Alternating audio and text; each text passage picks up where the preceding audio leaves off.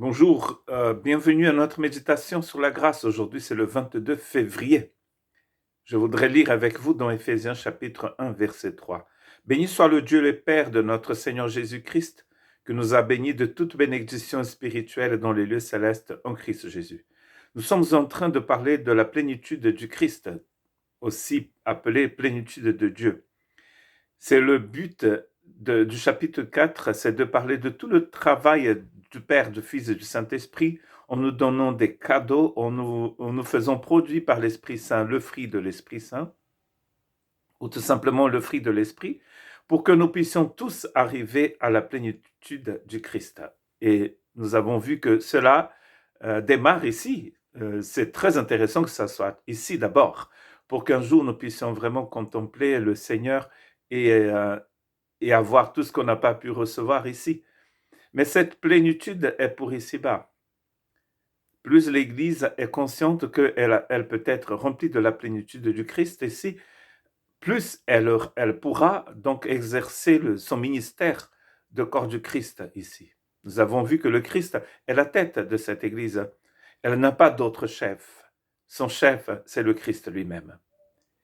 Dieu, c'est un Dieu de grâce. Cette méditation est sur la grâce. Et ce que je voudrais vous dire ce matin, c'est que le même Dieu qui nous demande d'aimer le prochain, il nous propose aussi un amour différent. Son amour, son agapé. Le même Seigneur qui veut pour nous sa plénitude, la plénitude du Christ en nous, il nous donne aussi les moyens pour y arriver. Donc, de Éphésiens 1, 3, il nous dit qu'il nous a déjà bénis de toutes sortes de bénédictions dans l'esprit, dans les lieux célestes. Donc, l'Esprit nous a déjà tout donné. L'Esprit de Dieu, celui que le Christ a dit, il viendra pour rester avec vous, le Consolateur. Quelle place il y a dans notre vie, le Saint-Esprit. 1 Corinthiens 12, 11, mais toutes ces choses, c'est un seul et même esprit qui les accomplit, en les distribuant à chacun en particulier comme il veut. Nous voyons ici un Saint-Esprit qui est souverain, qui nous donne des cadeaux selon son désir, selon sa souveraineté. Donc Dieu nous a mis à notre disposition tous ces cadeaux pour que nous puissions arriver à la plénitude du Christ. Romains 8, 14, en effet, tous ceux qui sont conduits par l'Esprit de Dieu sont fils de Dieu. Il vient pour nous remplir, pour nous donner tout ce dont on a besoin, et c'est cet Esprit qui nous conduit. C'est cet Esprit qui nous montre que nous sommes enfants de Dieu. Dans le même chapitre 8, c'est écrit que parfois, nous ne savons pas, je ne sais pas, vous ne savez pas comment prier, mais l'Esprit de Dieu prie pour nous d'une façon qu'on ne peut pas exprimer. Quand on n'a plus de mots, quand on n'a plus de paroles, l'Esprit du Christ qui habite en nous prie pour nous.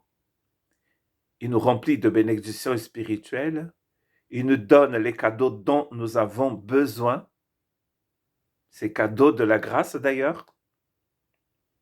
J'aime beaucoup la traduction en anglais « gift ». Et on peut l'utiliser aussi pour les cadeaux qu'on offre aux gens. Quelque chose de gratuit.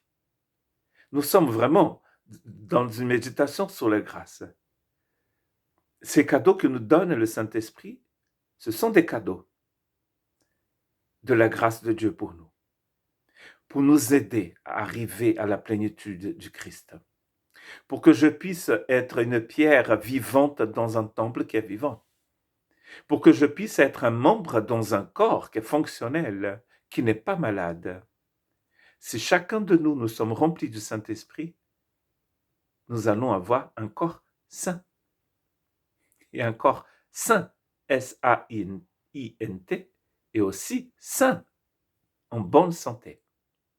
Voilà le rôle du Saint-Esprit dans notre vie. Que ce matin, qu'aujourd'hui, que ce mois, que cette année, nous puissions donner au Saint-Esprit toute sa place dans notre vie, pour que nous puissions trouver notre place dans le corps du Christ et que nous puissions ensemble arriver à la plénitude du Seigneur. Que Dieu vous bénisse.